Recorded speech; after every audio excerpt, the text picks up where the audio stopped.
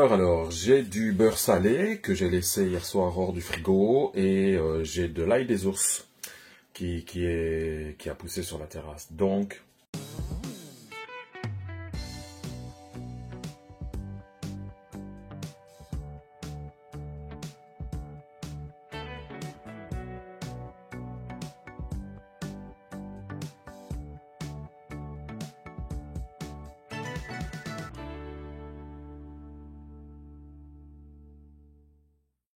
voilà. Et je vais chercher l'ail des ours maintenant. Voilà, j'ai pas loin à aller. Et voilà mon bel ail des ours. Donc, quelques feuilles. La dernière, j'avais fait un pesto d'ail des ours. J'ai encore mangé hier soir dans des pâtes et soubou. Voilà, pour la quantité que j'ai. Hop, 5-6 feuilles. On va les rincer tout ça. Donc, hop. Rincer les feuilles un peu. Voilà.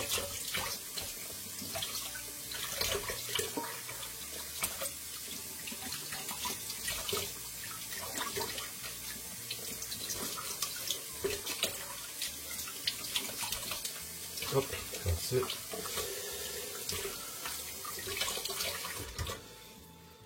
Voilà, je casse le bout de tige qui est là. Je vais pas le garder, je le laisse sur la feuille elle-même. Ça n'a pas une amertume pour autant.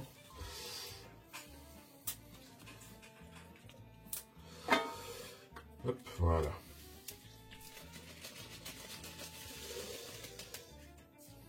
Ensuite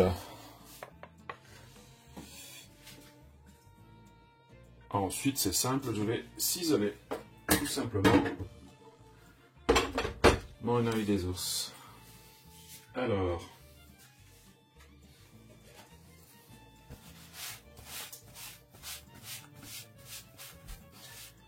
j'ai fait du café ce matin. Hop. Je tourne comme un cigare et je vais le ciseler, voire par la suite le hacher.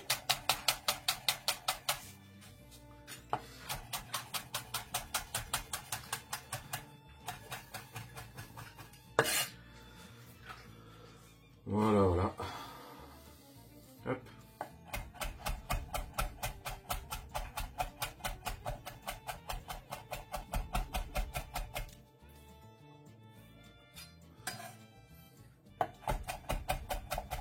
Vous n'avez pas l'odeur, mais ça sent l'ail comme ça, tout.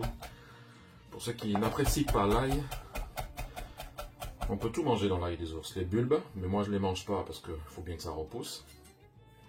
Parce que j'ai tout ça quand même depuis plusieurs années. Je suis parti de 3 bulbes achetés en commerce, que j'ai mis dans ce pot. Et les fleurs qui se mangent aussi dans les salades et ainsi de suite. Donc voilà. Vous voyez? Hop.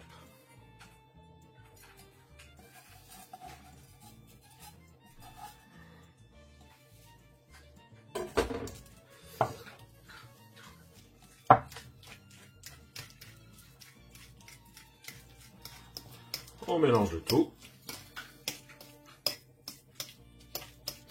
Oh. Et que ça pourra aller en cuisine. Attends, hop.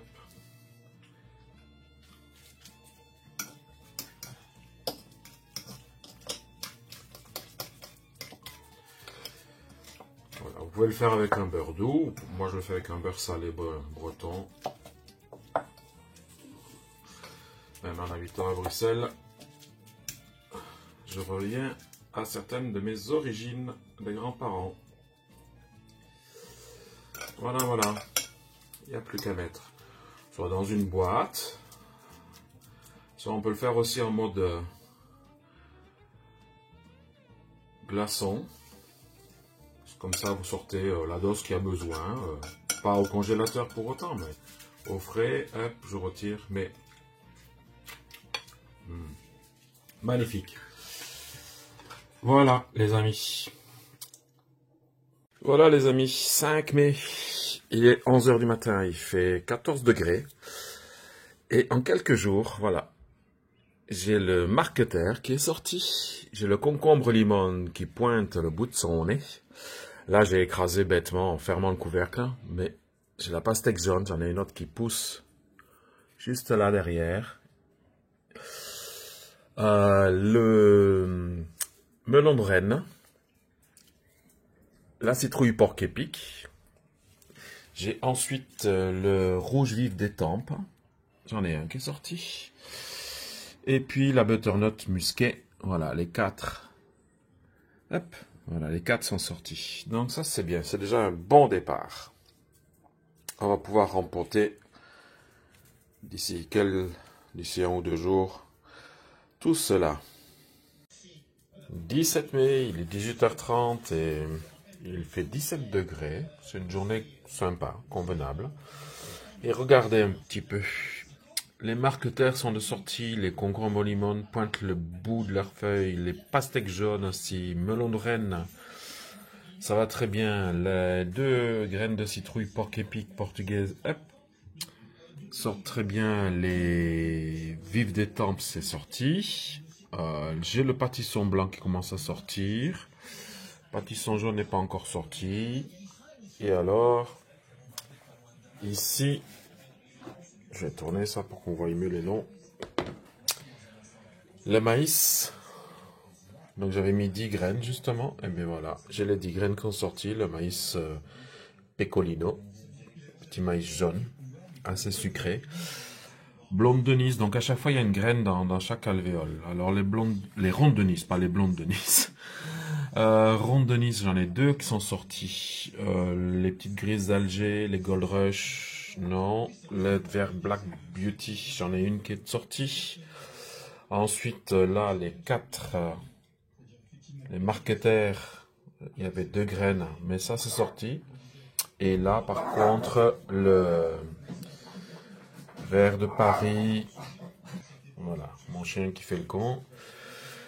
Les verts de Paris, donc c'est sorti. Les potimarrons, pas encore. La citrouille du Maroc, là, sont en train de pointer. Et aussi les courgettes vertes d'Italie. Ça continue, c'est bien. J'ai déjà rempoté d'autres courgettes. Voilà les amis, c'est vendredi 9 mai, 10 h. Et il fait 12 degrés, mais vraiment agréable. Les températures dans les journées, là, dans la semaine, doivent monter. Donc ça va. Et je suis en train de passer la petite débroussailleuse, mais je vais en acheter une thermique. Parce que le prix des faux, ici en Belgique, le manche c'est une quarantaine d'euros. Et la faux en elle-même, c'est dans les 80 à 90 euros. 80 à 90 euros. Donc voilà. Donc là, je viens de débroussailler entre les choux, qui sont fait un peu démonter, mais bon, ça peut aller. Là, je n'ai pas regardé cela, je n'ai pas encore retiré. Voilà, je débroussaille un petit peu. Je ne sais pas si on voit, mais on voit une belle différence quand même de hauteur, sachant que j'ai une prairie. Ça change d'il y a 3 ans quand je suis arrivé, où il n'y avait que des coquelicots, il n'y avait que de très hautes herbes qui me dépassaient. Je fais 1,70 m, donc, et que ça me dépassait vraiment. Mais je suis content parce que ça devient entre guillemets une prairie. Bon, j'ai les fraisiers qui ont envahi partout, donc malheureusement j'en coupe. Et puis regardez ces beaux iris bleus. L'année dernière ils n'avaient pas fleuri, et bien cette année ils fleurissent. Voilà. Et je m'étais dit je vais les retirer, puis je vais attendre, voilà. Et les iris bleus. Magnifique. Avec cette fameuse plante qui fait des fleurs jaunes et qui est avec une sève jaune là qu'on dit contre les verrues. Donc voilà. Alors j'ai changé un peu d'idée. L'armature que j'ai là, je vais la passer côté chou quand j'aurai tout nettoyé et je vais mettre plus de choux ici. J'ai tous les brocolis, tout ça qui doivent arriver. Et là, ça sera une mille pas puisqu'elle est fraisier, donc ça va être les maïs et tomates. une variété de tomates. Parce qu'il y a des variétés où j'ai une dizaine de plants, donc ce sera une variété de tomates là. Voilà, voilà. Bon, allez, je continue, j'ai du boulot. Voilà, il est 11 h et il fait 14. Dans la serre, par contre, c'est toute une autre histoire. Il fait 22 degrés à 11 h du matin dans la serre. Voilà. Et par contre, je manque d'humidité à l'intérieur. Donc je viens d'arroser. Et en même temps, je suis en train de poser des câbles pour maintenir les tentures plus vers le toit du tunnel. De la serre tunnel. Comme ça, au moins, je suis plus à l'aise pour passer dessous. Là, je dois partir pour aller au travail. Donc, il y a du vent. Mais c'est un bon vent. Ça fait du bien. Je continuerai tout ça un petit peu plus tard. Allez, bonne journée. 12 mai, 20h10, il faisait 24 degrés. 20h12, il faisait 15 degrés. Un orage de grêle qui nous tombe sur la tête. Et il y a encore des éclairs et du tonnerre. Incroyable. Là, je suis au boulot, je vais rentrer chez moi voir les dégâts. Heureusement que je ne fais pas comme certains potagistes qui cherchent à faire le buzz. Que j'ai pas planté mes plants de tomates au potager, que j'ai pas planté mes citrouilles et ainsi de suite. Parce que alors ça, hein, quand on les écoute, c'est bien de le faire. Et puis ils sont quand même tous pris la grêle sur la gueule. Voilà. Alors moi je l'ai pas pris. Je vais aller voir quand même ce que j'ai protégé bêtement et tout simplement aujourd'hui par rapport à la chaleur. Donc on va bien voir. Vous voyez ça? Magnifique, hein? Voilà. Donc ici, heureusement que j'écoute pas les super potagistes qui ont des super chaînes, qui ont des grosses chaînes. Parce que à les écouter, avec les changements climatiques, oh, on peut planter plus tôt, on peut planter plus tôt. Non, si on parle encore des seins de glace et tout ça, c'est qu'il y a une raison. Hein, la preuve. Les giboulées, c'était au mois de mars, et puis c'est arrivé au mois d'avril, et puis maintenant, tout doucement, ça arrive toujours au mois de mai. Alors, regardez les dégâts qu'il vient d'avoir aujourd'hui à Paris, à Valence, et ainsi de suite. Donc, non. Les changements climatiques ont lieu, oui, mais il faut quand même pas aller raconter des conneries d'aller planter ses courgettes et ses tomates dans les potagers avant certaines dates. Vas-y maintenant à 15 degrés avec une nuit qui va faire 9 degrés. Ah, ça m'énerve hein, d'avoir des potagistes, et qui ne sont pas des potagistes en herbe, qui ne sont pas des amateurs comme moi, mais qui vont vous raconter des conneries et que les gens croient et puis vont faire. Comment veux-tu après qu'on apprenne à des gamins ce que c'est qu'une vraie tomate?